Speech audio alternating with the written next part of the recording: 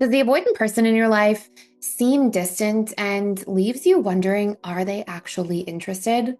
Well, avoidants leave very subtle clues and hints that they are truly interested in progressing the dynamic or relationship between you. And if you don't spot these specific signs, you may mistake their interest for indifference and push them away or cling too much, which will also push them away. So let's talk about it. So first and foremost, dismissive avoidants, when they are interested, believe it or not, are quite consistent. I think it's sort of this myth that people have where they believe that if a dismissive avoidant is interested in you, they may never talk to you for days or weeks at a time. And that really couldn't be further from the truth. While dismissive avoidants may have this tendency to kind of fall off the face of the earth from time to time or to withdraw, you will see that they do show up consistently to put some sort of effort into a relationship dynamic. And I want to really clarify that in this part specifically, because when dating somebody, when getting to know a dismissive avoidant, what you're going to see is that they're kind of operating in this dynamic of their feelings minus their fears. So for example, using this analogy, if a dismissive avoidant is interested in you, a 7 out of 10 when you're first getting to know them. And their fears when they are just starting to get to know you are very low. They don't have all these attachment fears that are coming up for them because there isn't this deep of a relationship yet. That their fears going into getting to know you may be like a 1 or a 2. And so you're sort of netting this 5, right? And if you look at it in another lens or sort of later on into this dating relationship experience, what you'll see is dismissive avoidance. They may be in a position where they are interested in you an 8 or a 9 out of 10, but then their fears are at a 7. And the really pivotal part here to remember is that dismissive avoidance fears come online, not when they first start dating, but once they've started to really form an attachment. Because this is what reminds their subconscious mind of all the different fears they have about love and relationships. Our subconscious mind is like an association making machine. And so if you have all these different subconscious associations stored from childhood that are these things about, okay, attachment means that I have to be vulnerable and that scares me. I feel weak. I feel helpless. Attachment means that I'm going to be shamed for my emotions or my needs are going to get rejected. Then all these painful subconscious stored associations will be there. But when a dismissive avoidant as an adult starts dating somebody, those things don't immediately come online. Again, they come online when somebody's really started to make that attachment and once they start to feel vulnerable accordingly. So in those early stages, you'll actually see a DA be quite consistent. It's usually in that later stage after the attachment is formed that you will actually see the avoidant behavior start to come online. Number 2, another really important thing is that dismissive avoidants will make an effort when needs are communicated clearly and directly. A big piece of where I think people go wrong in DA relationship dynamics is that they expect a dismissive avoidant to understand their needs. They think, okay, if somebody loves me, they should just know what I need. And again, this couldn't be further from the truth. It's not people's job really to understand what we need all the time and to mind read. It's our job to articulate it. And once we've articulated it, then we want to see that person show up and do the work and put the effort in. And I think that's something that's really important to remember is that dismissive avoidance, they were modeled their whole upbringing in childhood to see everybody be hyper independent. Everybody takes care of their own needs, goes their own way. And so it's a new way of being for a DA to start realizing that, okay, we're supposed to exchange our needs. We're supposed to communicate our needs to one another and meet and receive them accordingly. And so what you have to remember is that because of this, when needs are not being communicated clearly and directly, more often than not, a dismissive avoidant won't even realize that you have them. And so it's really important that if you're dating a DA, you practice communicating your needs clearly and directly.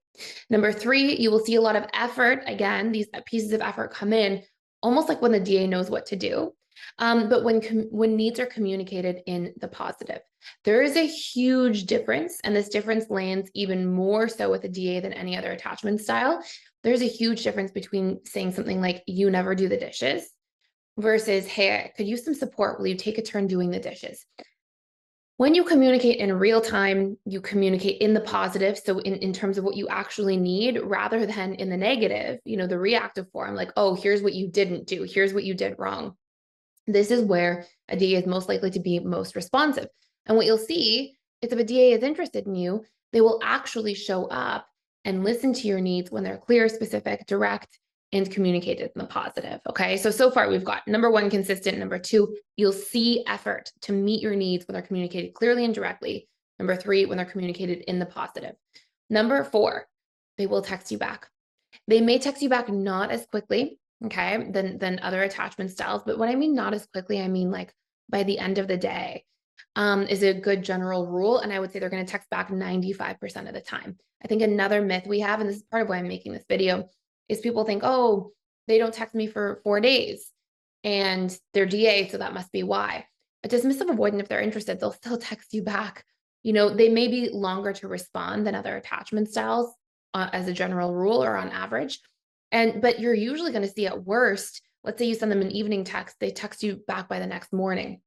If they're interested, they will text back. These gaps in communication shouldn't be, 4 days at a time, 5 days at a time. They should be within this sort of short 24-hour period at most. And there should be this element again of that communication that is there.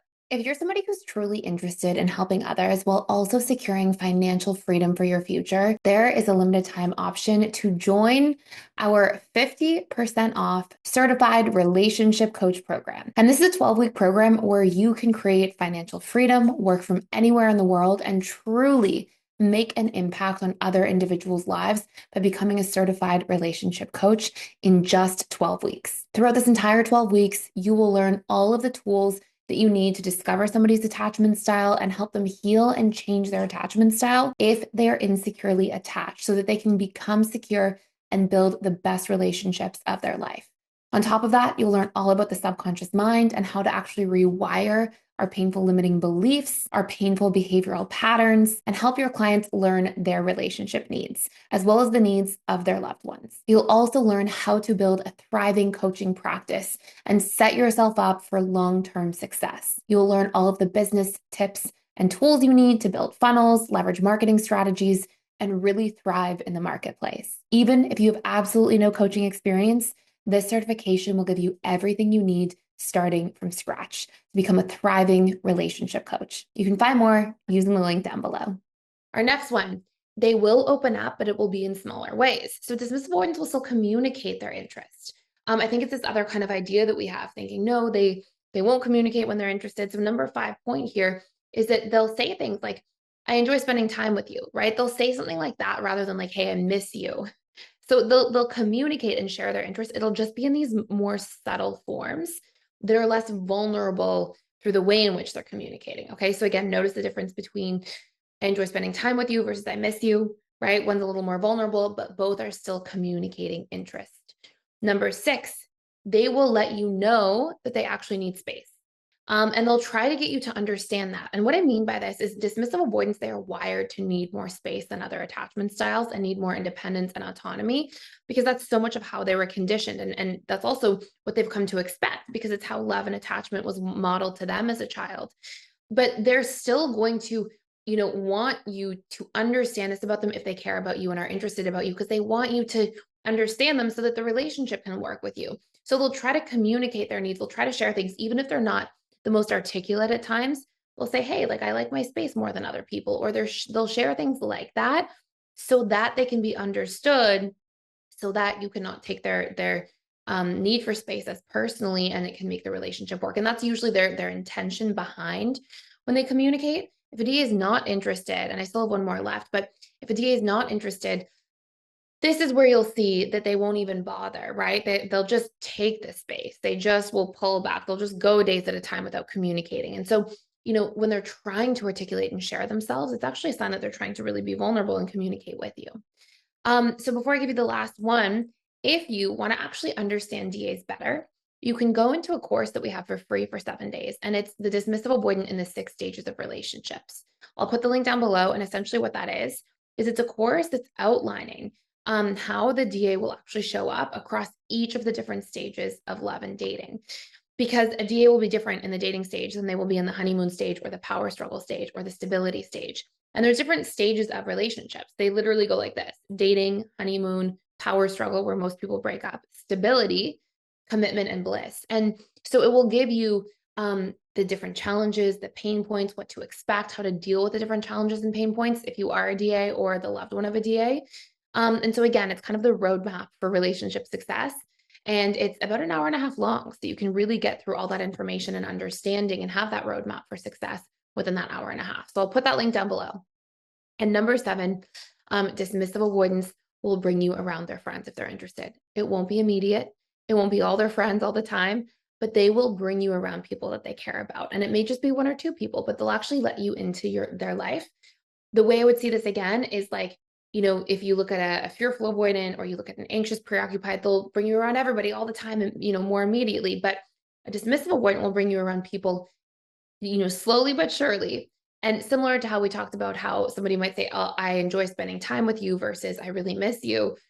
It's almost like that same analogy. They'll still do it. It'll just be less. It'll be more subtle. So it'll be one friend here or there that you'll meet, but it will be slowly over time. And there will be this element of consistency. So really important things to keep in mind. Hopefully this gave you some clarity between if someone's just dismissive avoidant versus they may not be that interested.